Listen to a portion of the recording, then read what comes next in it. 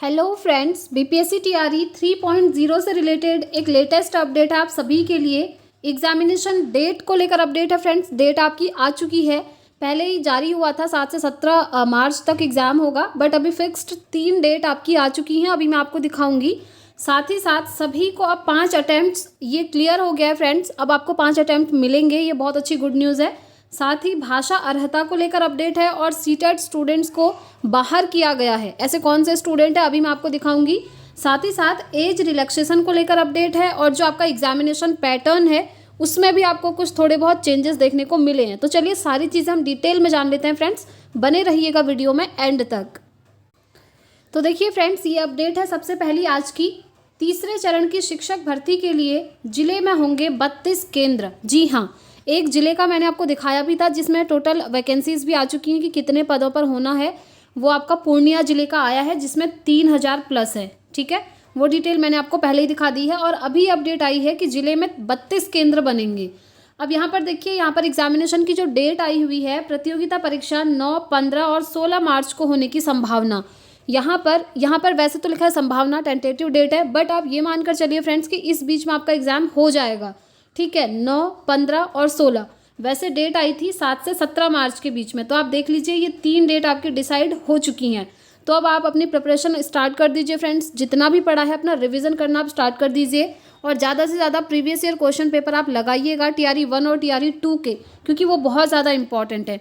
चलिए पूरी डिटेल में हम चीज़ें जान लेते हैं, सभी चीज़ों पर बात करने वाले हैं। 5 मौके को लेकर भी बिहार लोक सेवा आयोग की ओर से शिक्षा विभाग एवं अनुसूचित जाति एवं जनजाति कल्याण विभाग के स्कूलों में अध्यापक भर्ती प्रतियोगिता परीक्षा के तीसरे चरण के आयोजन की प्रक्रिया शुरू कर दी गई है। देखिए प्रक्रिया आपकी शुरू हो चुकी है और मैं आपको बता दूं, आपके फॉर्म फिलअप की लास्ट डेट 25 फेब है। ठीक है, लेट फीस के साथ अगर आप भरेंगे तो 25 फेब तक भर सकते हैं। और अभी ये जो डेट है ना आवेदन करने की, ये भी आपकी एक्सटेंड होने वाली है फ्रेंड्स। ठीक है, कितने दिन एक्सटेंड होगी अभी हम जानेंगे। पहले इसको पूरा एक बार देख लेते हैं। बीपीएससी के तीसरे चरण की अध्यापक भर्ती प्रतियोगिता परीक्षा आगामी 9, 15 और 16 मार्च को संभावित है। इसके लिए जिला मुख्यालय व आसपास 32 परीक्षा केंद्रों को चिन्हित किया गया है। जिला शिक्षा पदाधिकारी ने चिन्हित शैक्षणिक संस्थानों को बीपीएससी की परीक्षा के लिए वांछित सुविधाओं की सूची उपलब्ध कराते हुए 20 फरवरी तक अपनी सहमति देने का निर्देश दे दिया है। ठीक है, जिससे कि प्रतियोगिता परीक्षा का सफल संचालन किया जा सके। तीसरे चरण के अध्यापक भर्ती प्रतियोगिता परीक्षा की ऑनलाइन आवेदन प्रक्रिया जारी है, इसलिए कितने अभ्यर्थी परीक्षा में शामिल होंगे इसकी सटीक जानकारी अभी उपलब्ध नहीं है। ऐसा इसलिए क्योंकि अभी सारे स्टूडेंट्स ने फॉर्म फिलअप नहीं करा है और उसका रीज़न भी है, और रीज़न बिल्कुल सही भी है। मैंने भी आपको यही गाइड किया था कि 2 दिन आप वेट कर लीजिए, क्योंकि जब तक टोटल रिक्तियों का पूरा ब्यौरा नहीं आ जाता ना कि कौन से लेवल पर कितनी वैकेंसी है, वो तो आ गया है बट सब्जेक्ट वाइज अभी नहीं आया है। जैसे अगर आप 6 to 8 में मैथ साइंस के लिए अप्लाई करना चाहते हैं तो इसमें कितनी सीट हैं अभी पता नहीं है। ऐसे ही अगर आप एसएसटी के लिए करना चाहते हैं, इसमें कितनी सीट हैं ये पता नहीं है। तो इस तरीके से अभी सब्जेक्ट वाइज नहीं आया है। सब्जेक्ट वाइज आने दीजिए, उसके बाद ही आप फॉर्म फिल कीजिएगा। ठीक है, इसीलिए यहाँ पर दिया है कि कितने अभ्यर्थी शामिल हुए हैं, कितनों ने फॉर्म भरा है। अभी इस तक इसकी सटीक जानकारी नहीं मिली है क्योंकि फॉर्म फिलअप करने की डेट अभी काफ़ी है आपके पास। लेकिन प्रतियोगिता परीक्षा में करीब 30 से 35 हज़ार अभ्यर्थियों की संख्या को ध्यान में रखते हुए तैयारी की जा रही है। उसी अनुरूप परीक्षा केंद्रों पर शौचालय, पेयजल, रोशनी, उपस्कर आदि की उपलब्धता सुनिश्चित करने को लेकर चिन्हित परीक्षा केंद्रों से उनके यहाँ उपलब्ध संसाधनों का ब्यौरा तलब किया गया है, ताकि प्रतियोगिता परीक्षा के आयोजन के मद्देनज़र उपलब्ध सुविधाओं से आयोग को अवगत कराया जा सके। ठीक है, तो ये अपडेट है जिससे आपको पता चल गया कि आपका एग्ज़ाम कब हो सकता है। टेंटेटिव डेट है बट आप फाइनल यही मानकर चलिए, क्योंकि मोस्टली आपने देखा ही होगा कि जो भी न्यूज़पेपर में आती हैं बीपीएससी टीआरई से रिलेटेड वो हमेशा सही ही होती हैं। तो आप ये मानकर चलिए इनके बीच में आपका एग्ज़ाम हो जाना है। अब मैं आपको बता दूं फ्रेंड्स, आवेदन करने की डेट है 25 फरवरी, बट आपकी ये डेट एक्सटेंड होने वाली है। जी हाँ, ये डेट भी एक्सटेंड होने वाली है और 3 मौके आपके जो है कन्वर्ट होने वाले हैं 5 मौक़ों में। और ये कंफर्म हो चुका है क्योंकि मैंने आपको एक वीडियो क्लिप भी दिखाया था इससे पहले वाली वीडियो में, जिसमें जो रजनीश कुमार जी हैं उन्होंने क्लियरली आपको समझा दिया था कि आपके ये 3 मौके जो हैं 5 मौके में कन्वर्ट होने वाले हैं। आज मीटिंग है और जैसे ही मीटिंग कंप्लीट होगी उसके बाद इनका रोस्टर भी जारी हो जाएगा, सब्जेक्ट वाइज कितने पद हैं, और साथ में 3 मौके बढ़ करके आपके 5 मौके भी हो चुके होंगे। इसको लेकर भी आज मीटिंग है और ये होने कन्फर्म है, ये न्यूज़ अभी हमें मिली हुई है, ठीक है। तो 3 मौके से आपके 5 मौके हो चुके हैं और ऑफिशियल अपडेट जैसे ही आएगा आपको यहाँ से बता दिया जाएगा। साथ ही हम बात कर लेते हैं फ्रेंड्स यहाँ पर भाषा अर्हता को लेकर आप लोग काफ़ी कन्फ्यूज्ड हैं अभी भी। तो देखिए 150 मार्क्स का आपका पेपर होने वाला है, 1 to 5 में भी, 6 to 8 का भी, 9 10th का भी और 11 12th का भी। और देखिए 150 में से 30 नंबर का आपका भाषा अर्हता जो कि सभी में होगा, ठीक है।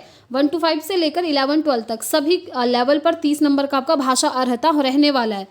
अभी जो भाषा है ना 30 नंबर का, ये जस्ट क्वालिफाइंग नेचर का एग्जाम है, ध्यान रखिएगा। इसको आपने जस्ट क्वालिफाई करना है और क्वालिफाई करने के लिए 9 नंबर लाने हैं। अगर आपके 9 से कम आ गए तो आप यहीं पर बाहर हो जाएंगे, फेल हो जाएंगे।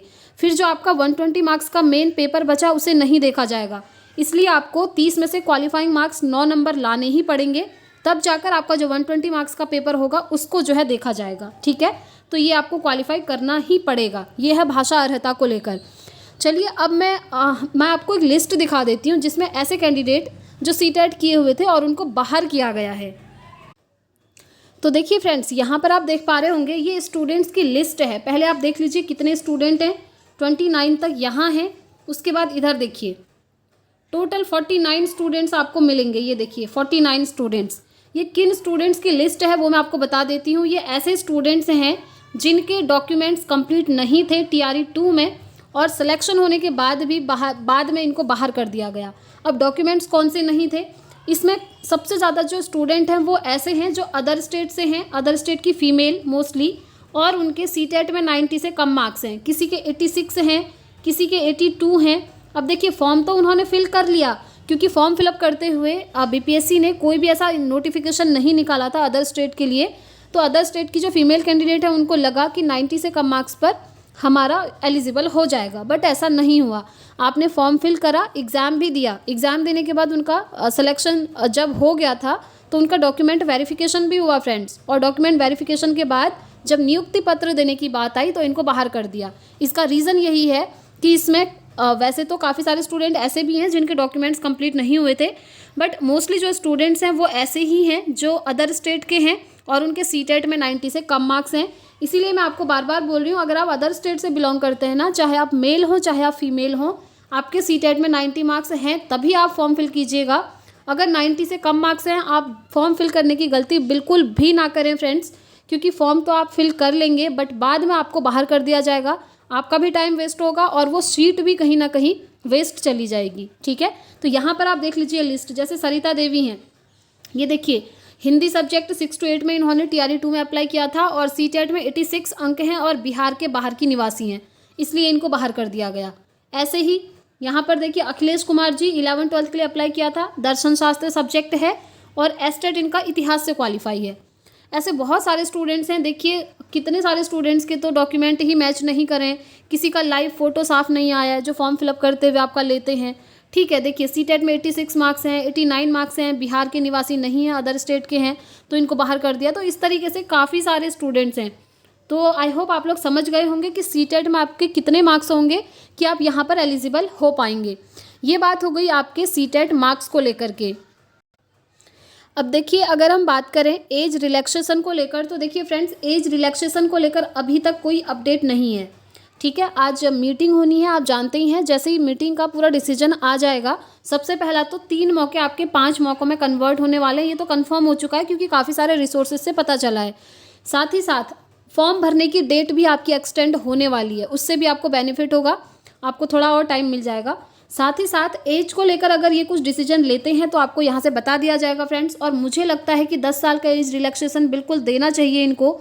स्टूडेंट्स के फ्यूचर का सवाल है, आप जानते ही हैं TRE 1 और TRE 2 में काफ़ी सारे स्टूडेंट्स 1-2 नंबर से रह गए हैं और वो TRE 3 का फॉर्म फिल सिर्फ इसीलिए नहीं कर पा रहे क्योंकि उनकी एज नोटिफिकेशन के अकॉर्डिंग जा चुकी है। और आप में से बहुत सारे स्टूडेंट्स के कमेंट्स आते हैं कि हमारा एज की वजह से फॉर्म फिल नहीं हो पा रहा है, हम क्या करें। तो देखते हैं मीटिंग के बाद जो भी डिसीजन निकल करके आएंगे मैं आपको यहाँ से बता दूंगी, इसलिए चैनल के साथ जुड़े रहिएगा फ्रेंड्स। और जो भी अपडेट आती रहेगी आपको इस चैनल के माध्यम से मिलती रहेगी, इसलिए चैनल को सब्सक्राइब करके ज़रूर रखें। एंड अपीयरिंग कैंडिडेट्स यहाँ पर एलिजिबल नहीं हैं, ठीक है। तो इस वीडियो में इतना ही रखते हैं फ्रेंड्स, मिलेंगे नेक्स्ट वीडियो में नेक्स्ट अपडेट के साथ। Thanks for watching.